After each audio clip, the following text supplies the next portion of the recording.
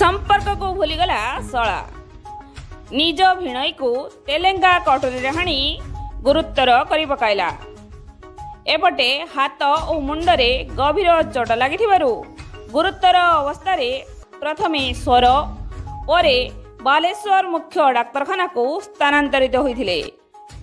सूचना मुताबक स्वर थाना शिरापुर छक निकट में जड़े युवक को 8 जन युवक संगबद्ध भाव में तेलेंगा कटोरी गोड़े गोड़े हाणिले।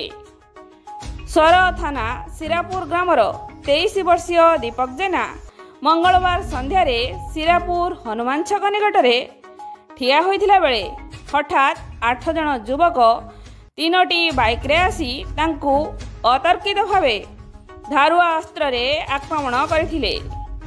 एथिरे तांको हाथ मुंड और देहर विभिन्न स्थान रे क्षत सृष्टि हेबा फल से गुरुतर होई तले पड़ जाइथिले। घटनास्थल स्थानीय लोके तांकु उद्धार करी स्वर डाक्तरखाना को आनिथिला बेले सेठारे तांको अवस्था गुरुतर थिबारु तांकु बालेश्वर जिला मुख्य चिकित्सालय को स्थानांतरित करा जायछि।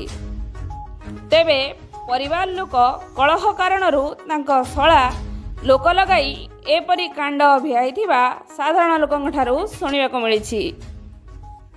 Bureau report local news 7।